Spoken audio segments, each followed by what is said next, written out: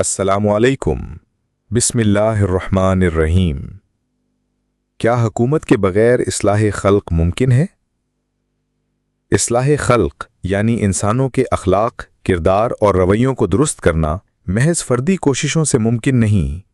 सैयद अबू अल आला मौदूदी के नज़दीक ये काम उस वक्त तक मुकम्मल कामयाबी हासिल नहीं कर सकता जब तक एक ऐसा निज़ाम कायम ना हो जो पूरे मुआशरे की तश्कील अल्लाह के अहकाम के मुताबिक करे।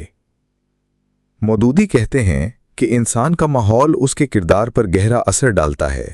अगर माहौल बिगड़ा हुआ हो, कानून गैर मुनसिफाना हो, मईशत सूद पर मबनी हो, मीडिया बेहयाई फैलाए और हुकूमत सिर्फ दुनियावी मफादात के लिए चलाई जाए तो फ़र्द का इस्लाह पाना बहुत मुश्किल हो जाता है।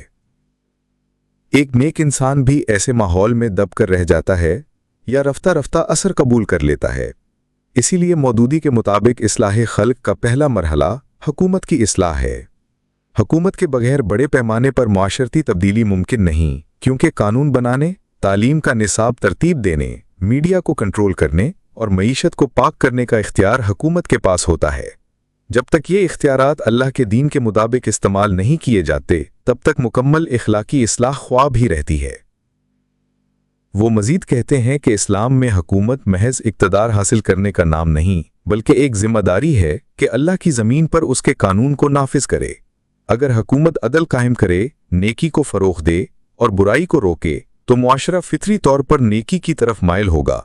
फिर फ़र्द की इस्लाह महज वाज़ो नसीहत से नहीं, बल्कि एक मजबूत निज़ाम के ज़ेरे साया होगी। लिहाजा सैयद मौदूदी के नज़दीक इस्लाह खल्क और हुकूमत लाजिम व मलजूम हैं। फ़र्द की तरबियत ज़रूरी है, लेकिन उसकी कामयाबी उसी वक्त मुमकिन है जब रियासती ढांचा इस्लामी उसूलों पर कायम हो, वरना इस्लाह वक्ती, महदूद और गैर मुअस्सिर होगी। कोई सवाल हो तो कमेंट करें। इस पैगाम को हर दिल तक पहुंचाने के लिए वीडियो लाइक, सब्सक्राइब और शेयर करें।